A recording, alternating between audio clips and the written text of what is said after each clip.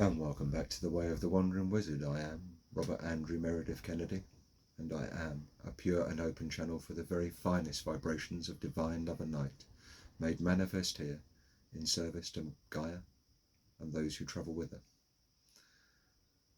Well, in my last little wander through my teenage years, I made mention of starting work at Fort Halstead. So that seems as good a point as any to carry on. Like many people that lived in Southborough, our local source of employment was, or those kind of regular employment, was either British Telecom, where most of my mates worked, or Fort Halstead, where the rest of my mates worked. I went up for my interview, sent off all my rather poor A-level results, and was called for an interview up to a rather imposing building up on the top of a hill, with armed guards on the gate, security fencing everywhere, great big dogs, as you'd expect it to be.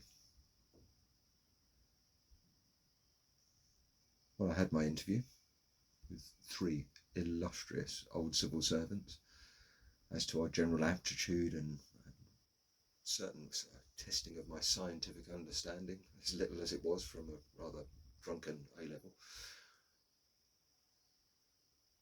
I think I pretty much got through on the basis that I was a scout. My scout leader had told me to put on my Chief Scouts Award, which I was very proud of. It's quite an achievement. And I actually put that on my CV. And so I spent the last 15 minutes of my interview basically talking to a guy about scouting and scouting values and how that they would make me an exemplary civil service. Well, I must have blagged it because I received, typewritten back in the day, note advising me that I had been successful in my candidacy as an assistant scientific officer, and I was to present to myself forthwith to those gates for what would be the next 16 years of my life. I'll break it up into small segments rather than giving you a great big epistle. On our first day, or my first day, I walked up the road, got onto the Fort Halstead bus. We had a staff bus back in the day, and was driven up again to the imposing gates, through with a temporary pass, and off to my civil service induction, where we sat and were introduced to the civil service, which was a lot of paperwork. The most exciting part was, and now you will sign the Official Secrets Act.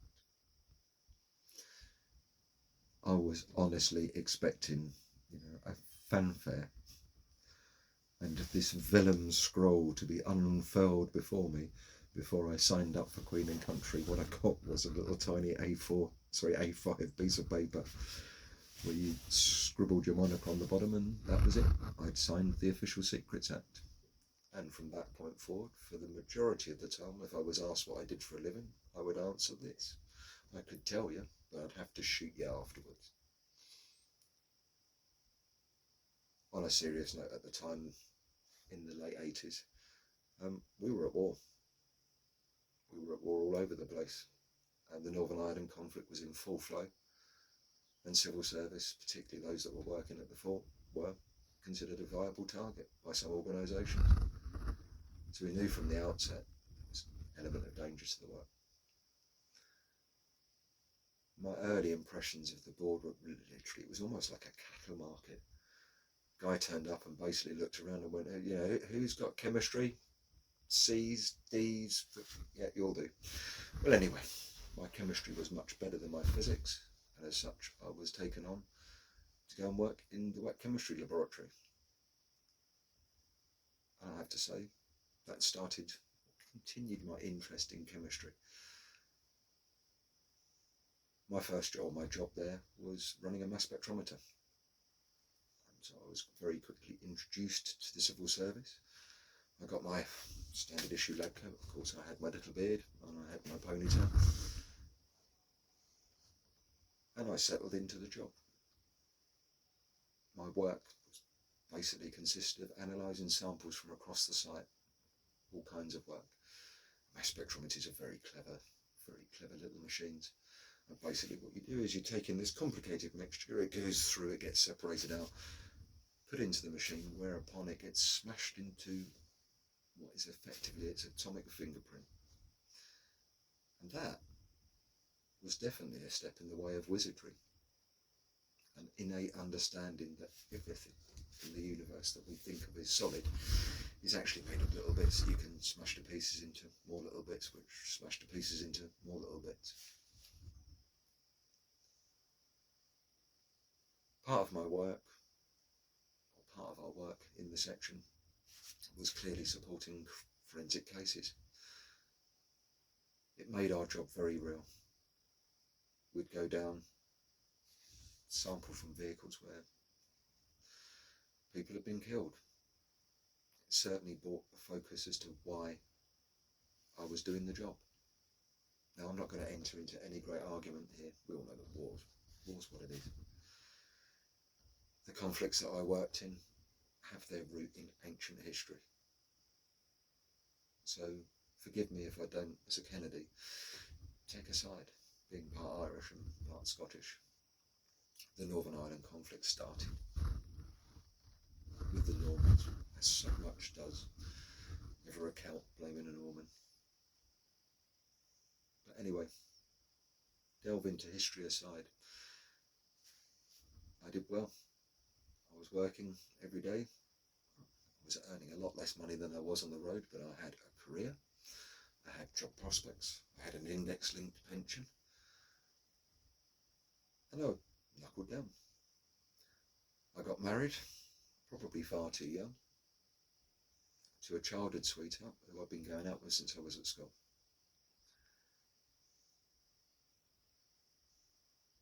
Had my wedding, had my day in the pub, and all was well in my world.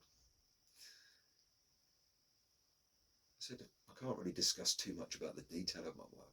Most of it consisted of injecting a gas chromatography machine at one end and then reading out complex series of results. I certainly went to college. We all went encouraged to go and further our education. So I often got to Thames Polytechnic on day release, one day a week. I loved it up there. And the Woolwich Tram Shed, a great little venue. Don't know if it's still running.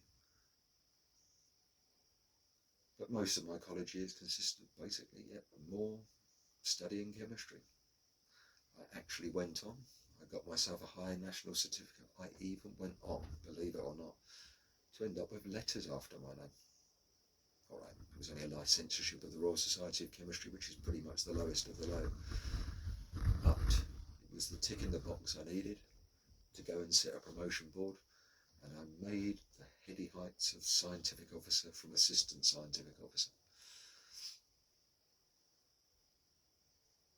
It was good work, as I said. I have very happy days of my time in the labs. Very happy days of my time in the labs. The only major incident and another wizardly awakening was when I discovered that the way that mass spectrometers smash things up is by using a lot of voltage in order to fire things to smash them up. And what you basically ended up with on the big mass spectrometers is a bank of what looked like spark plugs. Now these run 40,000 volts, and I used to wear my pass, which of course as a civil servant we have to wear, round my neck on a chain. And one day when looking into the machine with covers off, my pass fell into the machine. The next thing I can remember is I basically tripped the building out and I was laying on the other side of the room, twitching occasionally, while my boss came in to ask me if I was all right. Well, I think so. I have to say that there was a little mark on my neck, and I swear that there was a burn mark on my foot, but it literally picked me up and threw me across the room, and that taught me a healthy respect for machines from then on in. A lot of my work was research, improving techniques, tuning machines, and as I kept my active mind busy. The only other major incident, obviously, I'd carried on in scouting. I've mentioned scouting in my youth. It was a great part of my life. And it was while being a young leader that I acquired this bend and these scars. I was taken down a rope bridge after one of our Cub Jamboree days, I think it was. And being the hooligan that I was at the time, I was pulling out the pickets, these metal stakes that were stuck in the ground, to hold the bridge up. We'd made a nice little A-frame bridge, pioneering, orienteering. That was the scouting of the day. It was all about knots and living outdoors and backwards cooking and all of that exciting stuff. Well, anyway, a sensible scouter would have taken the backpack out. I didn't. I started forward, and as the peg flew out of the ground, and these were big metal spikes, I went over backwards and basically landed on the rear spike, breaking my arm, and then proceeded to fall off of the top of that with my wrist out, and ended up driving my wrist back up inside my arm. Swearing somewhat and white, I was duly picked up by one of our scout leaders, bless his cotton socks, who was a lay preacher. All I can remember is literally swearing my head off and then apologising to the poor bloke every time we hit a bump. Well, he went, "You carry on, Robert, you swear if you need to." I arrived at hospital, walked up to the desk, I remember to today, saying, "Hi, I fractured my radius and ulna." And the receptionist looked at me and went, "Oh, are you a medical gentleman?" I went, "No, but I've broken, this is my 4th break. I'm a regular traveller." And so she said, what makes you suspect that you fractured both?" So I held my hands up like that and went the half-inch difference in the length of my arms. She promptly sat me down and I was put in plaster. It lasted well for about a day, and then my arms swelled up like you wouldn't believe. It became quite painful there to cut the plaster just to get a bit of relief as it swelled up inside the cast. X-rays were taken and the bones had displaced. And so I was in for my first piece of orthopaedic surgery. I was booked back in, out real event, in the hospital, and the usual thing, basically, open my arm up and they put 2 neat metal plates. Look up on that wall, you'll see them, right in the middle there, the little shiny metal ones. I did say I was a collector. If you're going to have bits that have been in your body over the years, there's another set there that I'll talk about later. I thought I'd better make an art piece of it. Well, plates duly installed. Clearly I couldn't go back to work too quickly. I couldn't work in a chemistry lab with an open wound. I had a bit of recovery time. It healed up, all went well, apart from the fact that my thumb and this finger ended up with the tendons slightly joined. And I had what was known as a hammer thumb. Basically, as my tendons moved over the top of my thumb, it would ratchet. So after a year of living with that, I basically went out and had the plates removed, and ever since, they are what they are. But the key point with that break was this. At 18 years old, my good lady of the time shaved me. And clearly, my face is not quite the same shape as her legs. Having taken quite a large chunk out the side of my head, I decided I'd just grow a beard. But that and the fact that at concert once, wearing a very wonderful pair of Daisy Duke shorts at a festival, some fella mistook me for a girl. But that's a story for a fireside. I was very surprised when I turned around with a beard.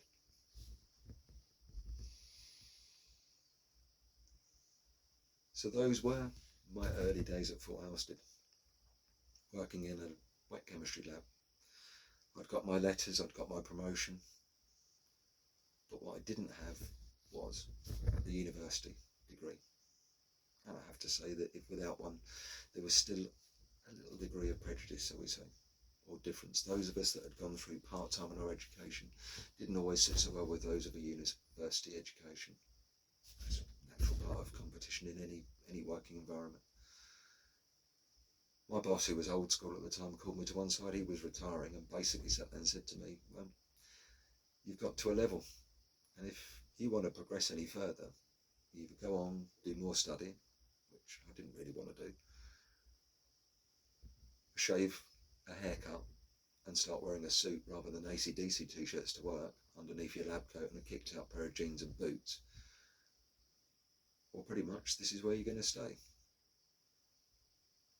And while I can't discuss the details, as well as working in the labs, we were also called out to trial sites, and I've done a few jobs.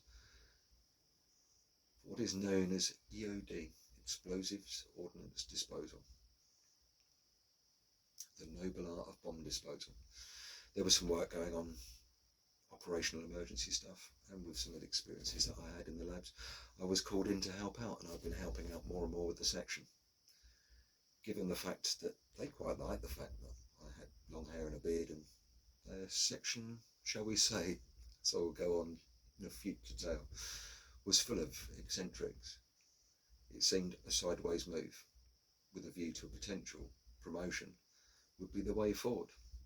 So after 3 years of being an analytical chemist and learning the noble arts of smashing things to pieces at a subatomic level, I got to learn the much more noble art of taking things to pieces using explosives on the 3D level. And that will continue my tales in the proper, or the middle section of the Bang It and Bend It years. Thank you as always for listening to an old wizard as he reminisces through his journey today. It helps me put my life in context. Thank you for listening. Take care, go well, and blessed be.